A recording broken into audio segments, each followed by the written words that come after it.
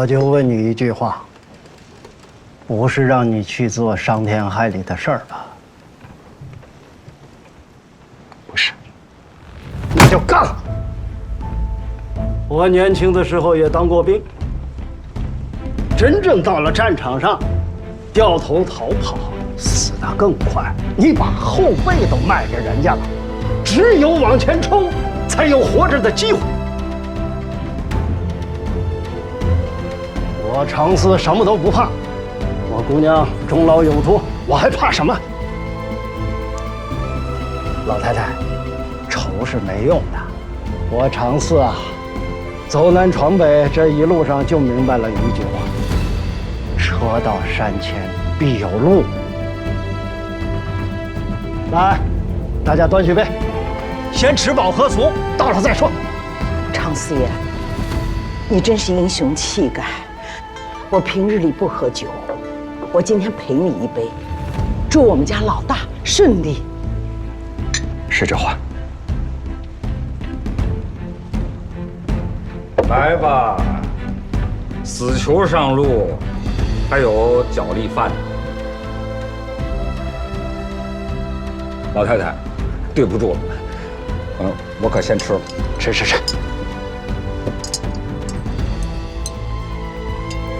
你不是饿了吗？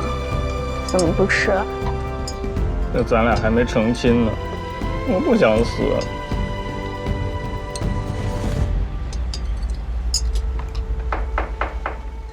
我呀，给大家唱个小曲儿。好。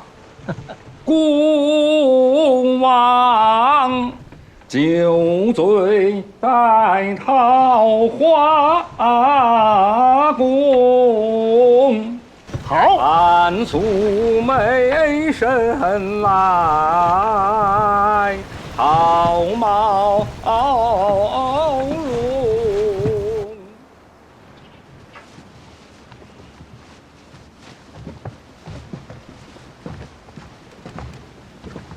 没想到他们准备的这么用心啊！人家要你卖命呢，怎能会不用心？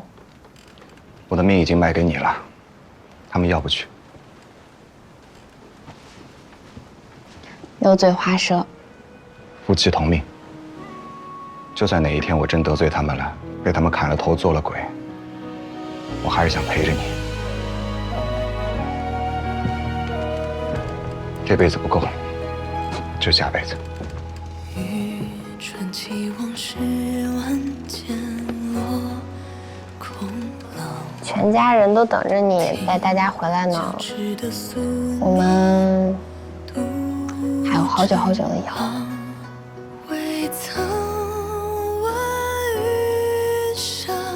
等一下啊！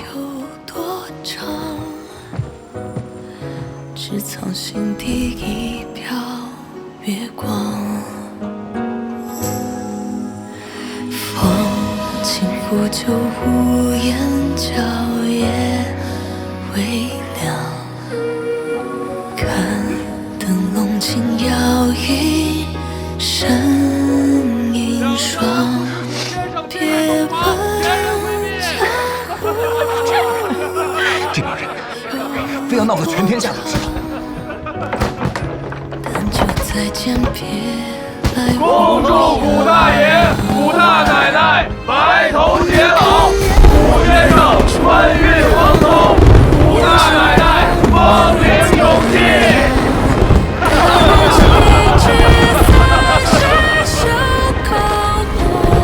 北京桌上搞这种调调，心跳撞成汪洋，思念掠过心芒，任凭家人离花也失去，紧扣相望，银河满西窗。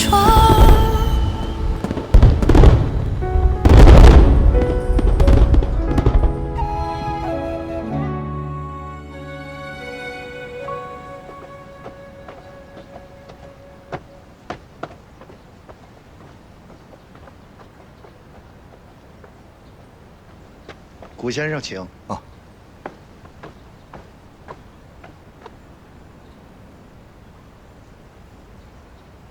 公公大好，诸位少礼。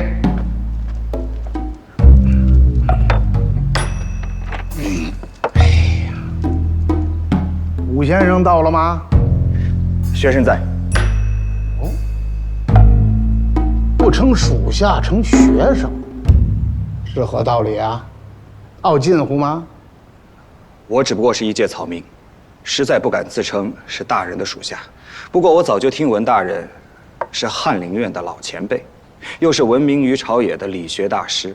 我虽然被革了功名，但一直以读书人自居，所以自称是学生。哦，没有功名，这也不算什么啊。孔圣人、孟圣人，哪个有功名啊？啊，不过这话我倒喜欢。是。说到理学嘛，那可是惊天伟地的学问呐。夫子曰：“人之异于禽兽者几希？在于依天理灭人欲耳。”江南之乱，就在于理学不兴。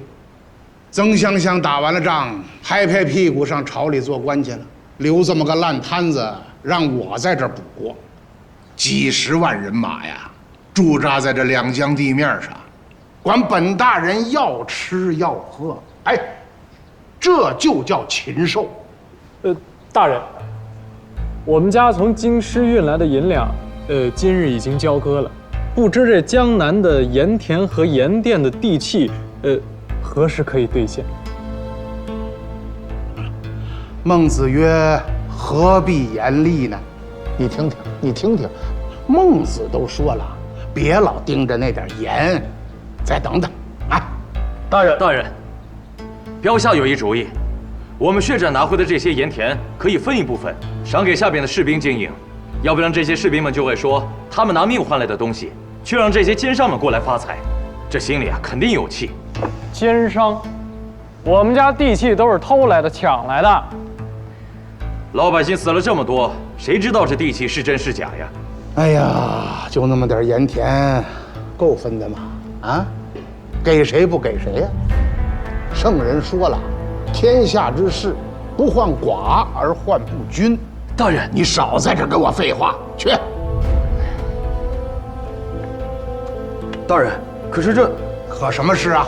啊，朝廷瞪着眼睛盼着军队遣散，军队呢瞪着眼睛盼着赶紧发银子，好回去买房子置地娶媳妇儿，盼得眼珠子都红了。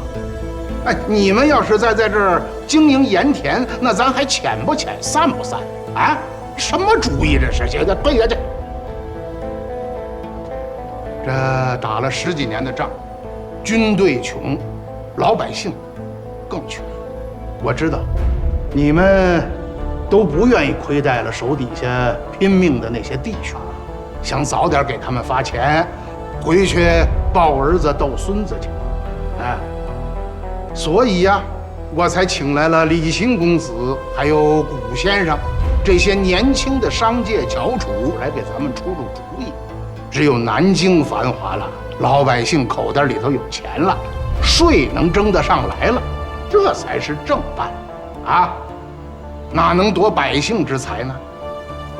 啊，再说京城李万堂李百万，那是本都的好友，他派公子前来做买卖，买盐田，那是两江的福分。以后你们不许再说这样的话，为难他啊！大人英明。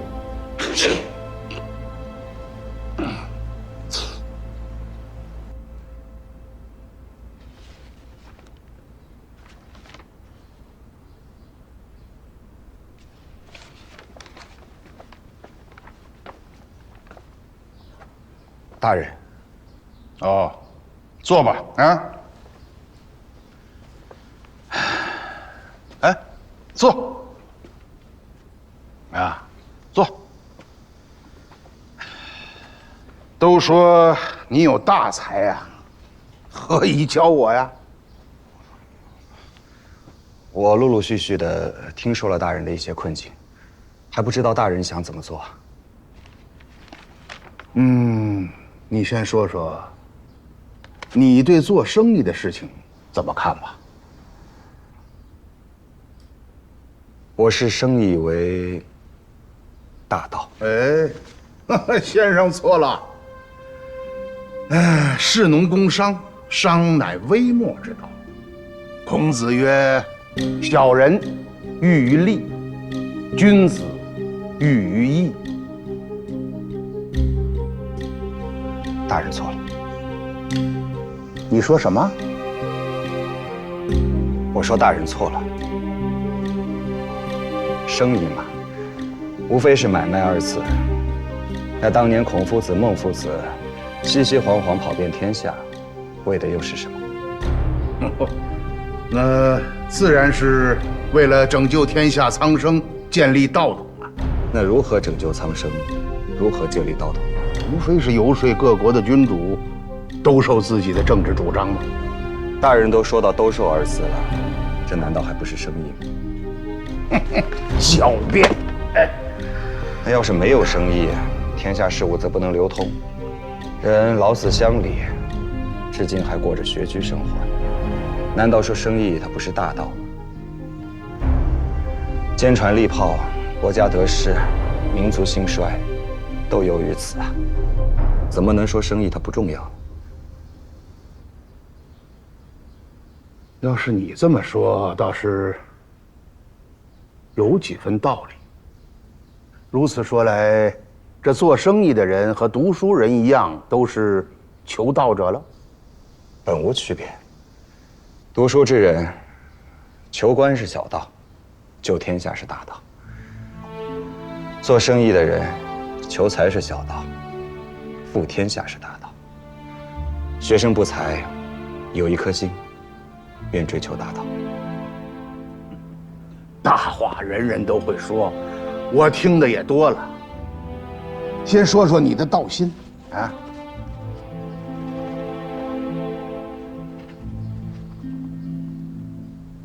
我初涉商海，觉得天下万事万物不过是谋利的工具。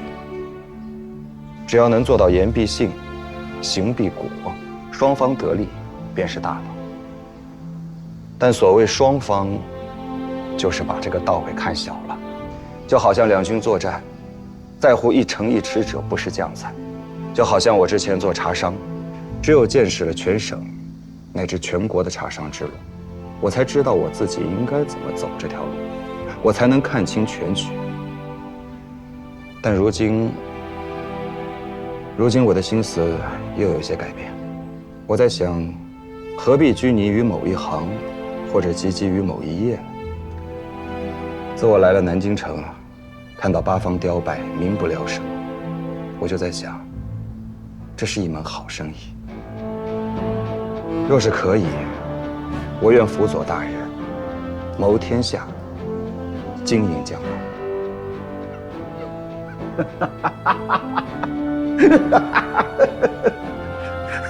哎呀，狂生啊，真是个狂生啊！连我都不敢说经营江南这样的话。不过如此道心倒是可以嘉许啊。你也别光做个口头上的说啊，还要看实效。若得实效，大人需听我调遣。听你调遣？小家伙，这话说的有点狂妄了。我来江南，不为求财，不为求官。大人把我全家都弄过来当人质，我只求他们可以平安回家。你真的不要钱，也不要官？要官要钱又有何用啊？只怕哪一天大人的麾下再乱起来，江南一地生灵涂炭，我的家乡再被毁一次，那可真就是无望了。不论是国家还个人，都承受不起啊！大乱之下，官、钱又有何用呢？好，我就信了一回。只要能像你说的，真的能够经营江南，恢复生产，哼，我做个听差又有何妨？哼！快，准备射箭！大人和谷大人要出门了。是去营里吗？谁跟你说去营里？别废话，听命令便是。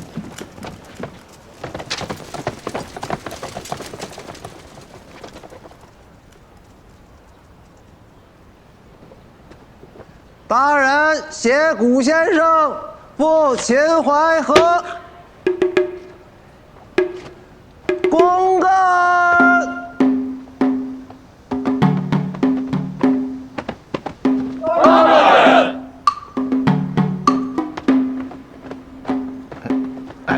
回去吧，回去吧！啊，谁让你们跟着的？回去！走。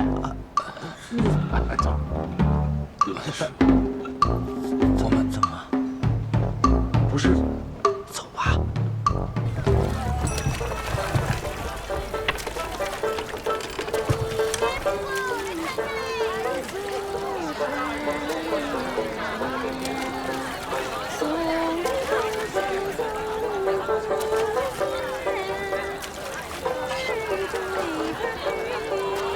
行。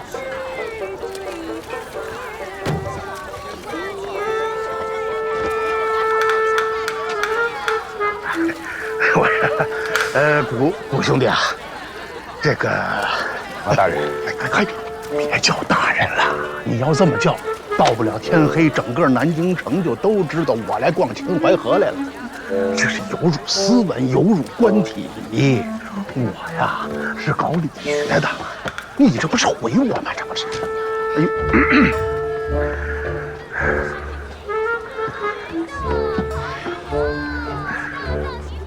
哎呀，这么多家，这都是。咱们逛哪家呢？问我来过啊？我是搞理学的，那讲究个非礼勿视。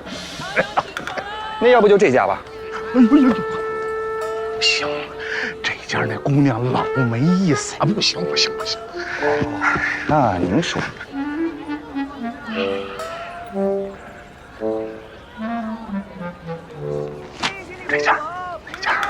那家去敲门去吧。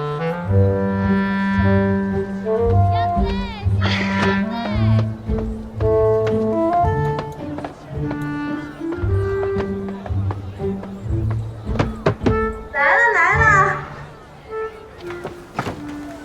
哟，您这是老客新客，想怎么玩啊？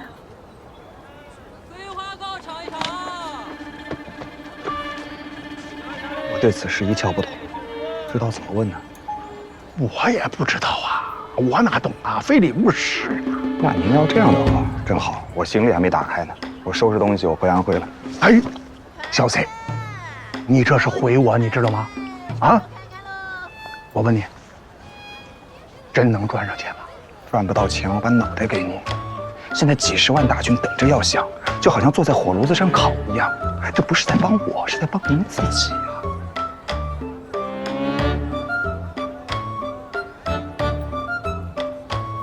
行，哎，找姑娘，赶紧的，都叫出来啊！我要打茶围。这个姑娘一人2两银子，娘姨半档7分，大茶壶5分啊！哎，先给我上4干4鲜8个果盘。哎，对了，让姑娘们捡那个得意的小曲儿，先唱起来啊！快点！好嘞，来，都赶紧收拾起来啊！快点，麻溜的，来搭行家了！快！怎么叫姑娘？我不懂啊。你还不懂？你开这个的吧？哎，那个有黎州的姑娘吗？哟，您这是大行家呀！不敢骗您老人家，有2个。这我要是年轻2岁呀，我都想要好好的伺候您。你滚！是，您等着啊。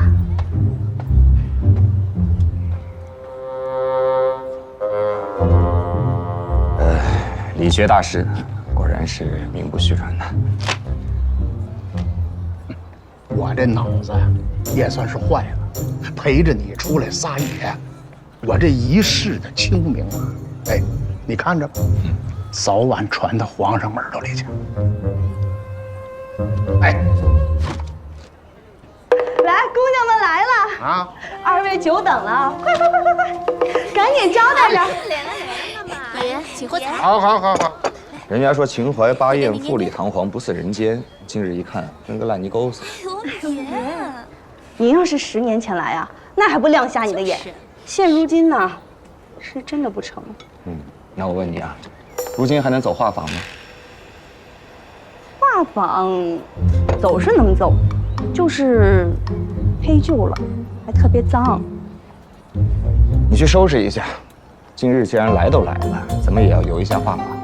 你别小看了这位老爷，他可是两江……兄弟，咱们那点钱就别跟秦淮河这儿显富了啊！你要玩画坊就玩吧，废什么话呀你？赶紧的，准备去啊！好嘞，来，好好伺候着，婶儿快上。再说弄死你！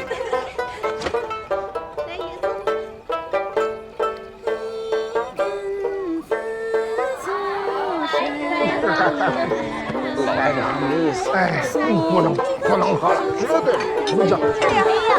哎呀，这不能喝了，这都是土不腥腥的。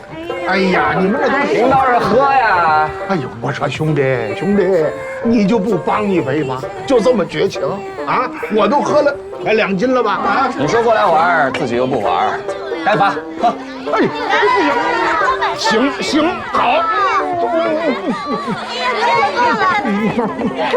哎呀，你看你，别动着啊！来着，哎，大爷，好嘞，大爷，姑娘，喝，来。哎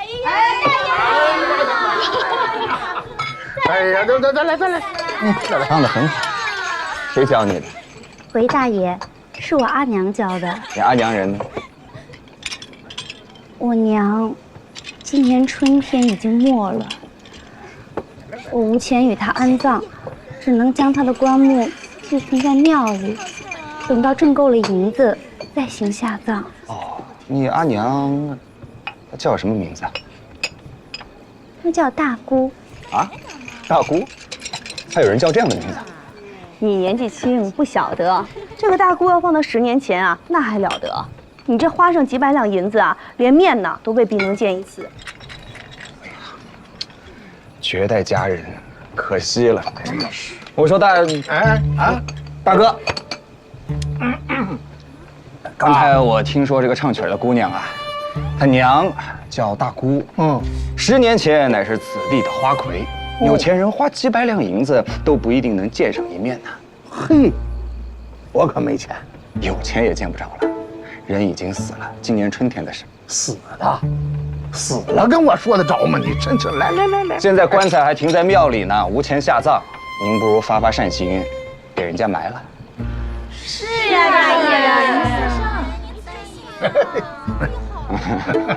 你说的对，听你的啊。既然如此，不如好事做到底，再给他追加一副挽联，如何？我不会写。多谢老爷仗义相助，祝阿娘下葬，祝大爷公侯万代，福寿无极。是。兄弟，我跟兄弟商量一下。咱准备纸墨啊！好嘞，手来。咱们能不能先商量商量？我这，你别打扰，我正在想篆词。哎呀，咱们好不好回去想啊？回去想。您忘了之前您是怎么说的了？好，来，来，大姑，上联就写大抵浮生若梦，姑，下联就写姑且从此销魂。好，真好，哎。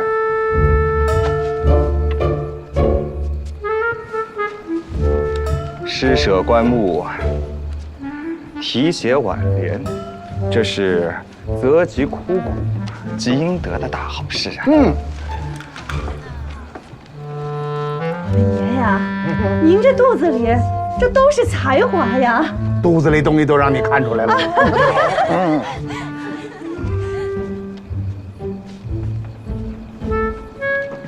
哎呀，大哥，好字！嘿，这和你那副挽联也是绝配啊！只是有一点不太好，哪儿不好？还未落款呢。嗯，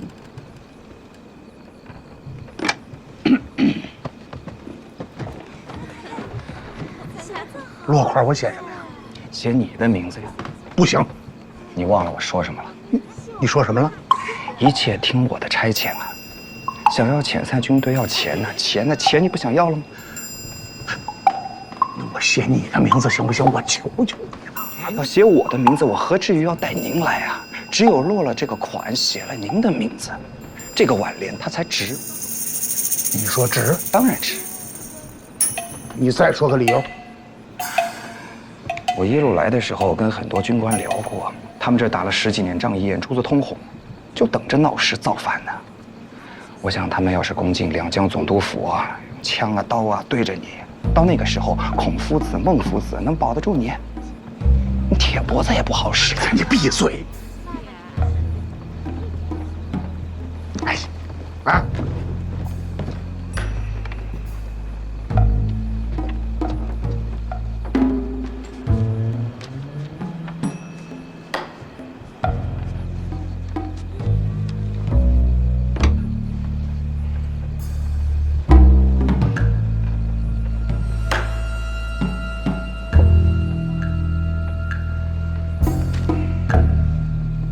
啊！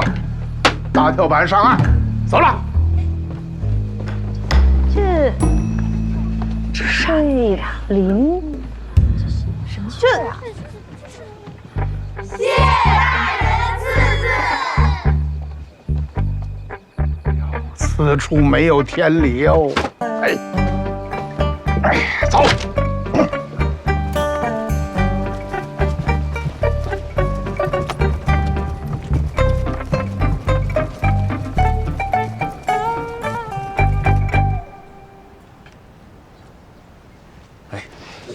都和那个武大人昨去秦淮河了，白纸黑字列为，那是千真万确的。诸位，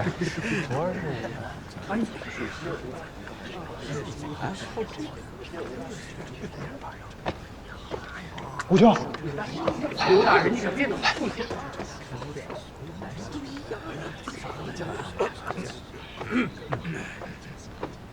你干嘛去了？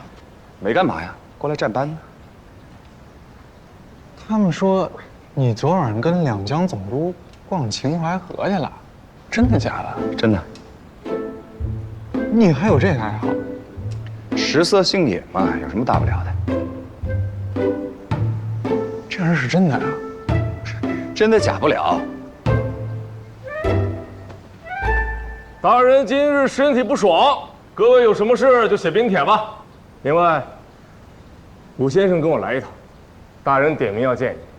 啊，是。吴大人。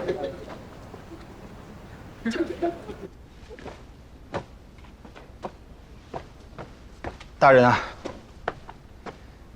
你坑死我算了你！我今天已经说服我自己800回不杀你，你是不是诚心过来糟践我的啊？我本不想来的，是大人逼我来的。我算是瞎了心了。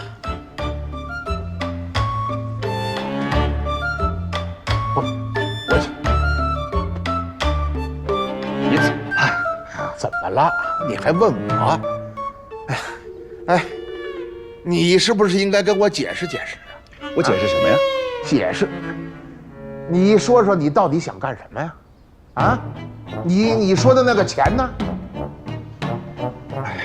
那大人饱读诗书，难道不知道这天下堂子里供奉的祖师爷是谁吗？那不是诗书里头还写这个？书上还真写了，孔夫子这一生没夸过几个人，这其中就有齐国丞相管仲、管子。哎，别卖弄啊！说，当年齐国地辟人稀，管仲就搞了个女驴，这个女驴就是现在秦淮河这一套。结果呢，不出3年，临淄大成，摩肩接踵啊！我知道大人是理学大师，存天理，灭人欲，但这天下事要是背了人欲，可成不了啊！秦淮河自古以来便是文人雅士流连忘返之地，所以我想请大人从库中拨出10万两银子来，一来呢是给秦淮河清淤，二来是无息放贷给那些堂子，让堂子里的人多买些簪环首饰啊、衣料啊、美食茶点什么的，并迅速把这个消息给它放出去。那么天下商旅闻听之后就会接踵而至，来的人多了，做生意的多了，走动开了，那税不也就上来了吗？到时候大人还怕无钱可收啊？我说这叫什么话呀？哦，我拿着官府的银子，借给那些风月人家，这要是让言官知道了，奏上我几本，可怎么得了啊？那奏上几本，无非就是说您沉迷酒色，不比局面乱了要好多了。话是这么说呀，可这天下百官可都看着呢，我堂堂的一个理学大师，就这么胡来？哎，你把你肚子里那本账给我说清楚了啊！1分钱没赚来，这又要走10万两，不成。夫子也说了，食色性也，天下众生，无非饮食男女。我相信，只要秦淮风月重建起来，应该不出1年，这金陵城的元气应该就能慢慢恢复起来。哼，笑话！哎，这恢复元气靠他们？那不然呢？重修一下考场，印几本4书5经，就能恢复元气吗？大人呐，咱们一开始就说好了，要共同经营江南。既然如此，我们就要用做生意的眼光来看。生意嘛，无非是一出一进。大人若是真肯如此的话，那就是向天下人表明了你想恢复此地世俗生活的决心。先振兴市面，管饱了大家的肚子，投入虽少，得到甚多呀。10万两银子既有实效，同时又是个表态。大人，您说值不值？真的吗？哎呀，这话说回来啊，昨日跟大人一起逛那些堂子，可真是让我大开眼界。大人的那些术语行话，什么时候能教教学生我？哎，行了行了，这话题以后不提了。行，这银子我批了啊！大人菩萨心肠。哎，既然如此，我想请大人再拨一笔款。哎，差不多够了吧？让人家说我到南京来当官，把这钱都用在秦淮河的生意上，这不丢死人呐！哪里，我说的再拨一笔款有2个用处：一，召集全国最好的刻书匠，重建书院，刻4库全书；二，今年重开科考，翻修贡院，文武之道，一张一弛啊！这得要多少钱？还是10万两。哎呦，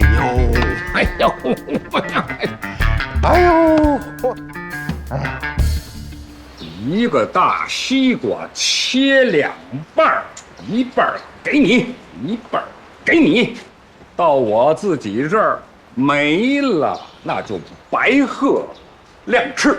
再买一个。廖师傅，四爷练功夫呢？进屋练内功。哎，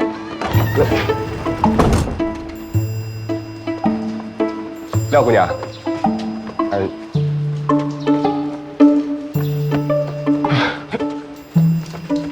来，我鬼啊！一个个见着我就跑。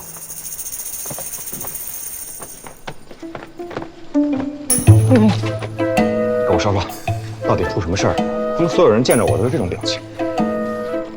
哎呀，你往哪儿跑？快说，到底出什么事了？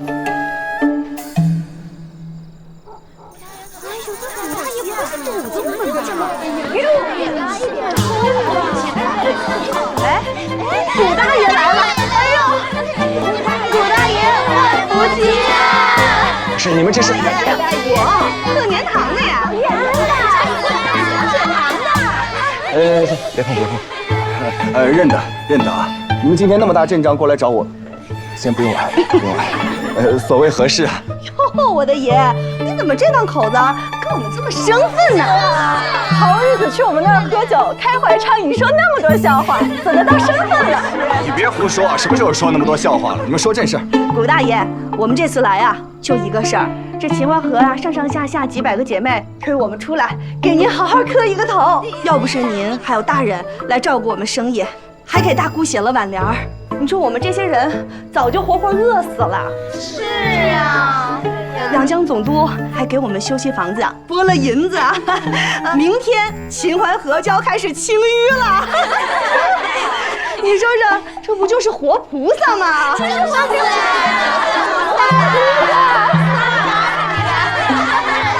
我回去啊，就给您立一个生人牌位，跟管仲管大爷呀摆在一起。来，谢谢顾大爷。快起来，快起来，快起来！哎呀，管仲就管仲，什么管大爷啊？好好说啊！还有啊，没有花菩萨，只有活菩萨。行，您说的都对。我们呢，这口也磕完了，正话说完就走。知道您这刚刚新婚，我们在这儿是不是也不太方便呢？那又知道您是两袖清风，所以啊，我们给您家娘子还有老太太准备了一些胭脂，还有水红，还有一些布料，千万别推辞。你要是推辞啊，就是瞧不起我们。对，就是啊。别紧张。我们秦淮河上下呀，160家堂子，姑娘们都说了，日夜给您留着后门。哪怕您不带一个银子，我们都养您终老。好了，多谢诸位，多谢诸位啊！赶紧请回吧。大家伙看看，这档口谷大爷没喝酒，面皮薄啊！这棉花素柳乃是常事儿。记得来我们贺年堂，来我们陶冶。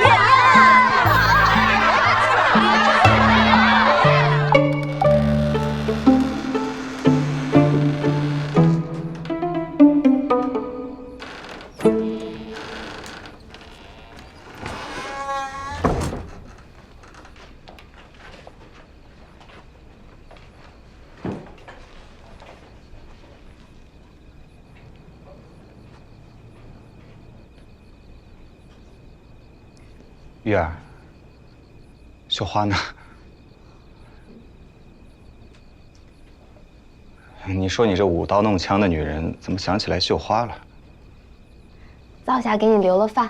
哦，我吃过了。哦，茶也给你泡好了。这么好。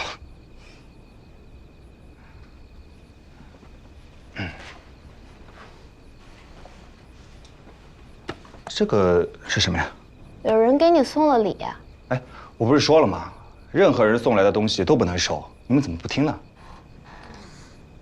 娘让你把礼单念一遍。哦。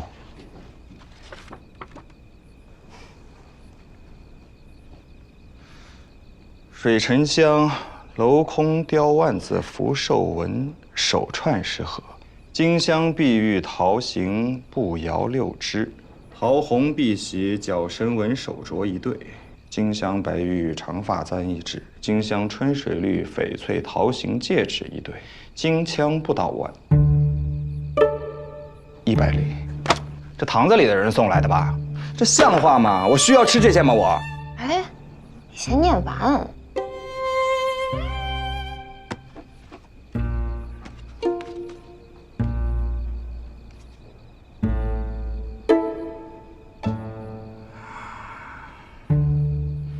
春宫画，大小60幅，素女房中树1函。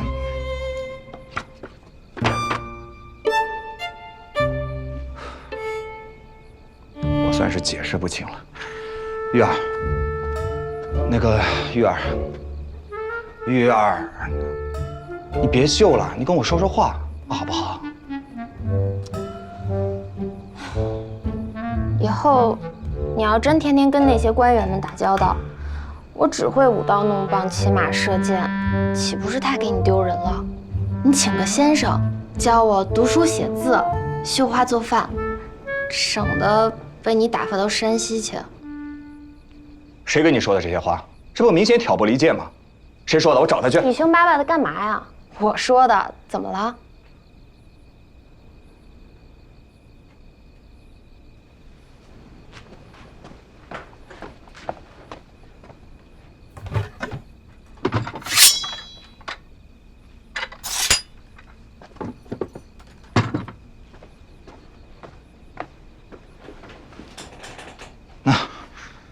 以后你还是玩这些吧，跟我在一起，不用受这个罪。你要是真想读书写字，我教你。这天底下应该没有人比我教你教得更好了，对吧？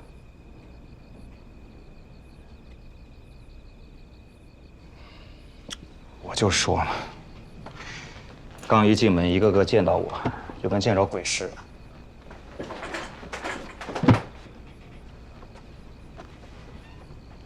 还对我笑眯眯的。拿着，我知道你心中有火，有火就发出来，你痛快了，我也痛快，咱们夫妻俩不玩憋着的那一套。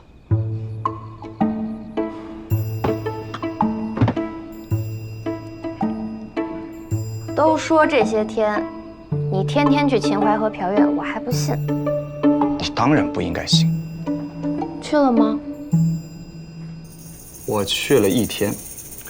如果我跟你说我是去办公务的，你信不信？你信吗？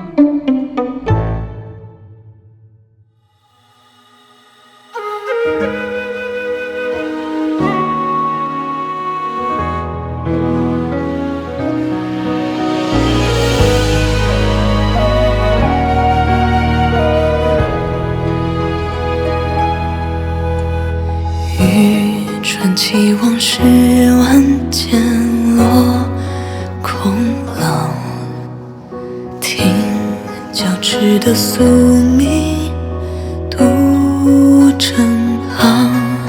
别管江湖路有多长，刻骨铭心，此生难忘。铭刻年轮中央，眼线恍然残阳。忽有故人曾欣赏我山河茫苍，梦见你的地方，烛光把我照亮。待月静止，散时袖口红痕映城墙。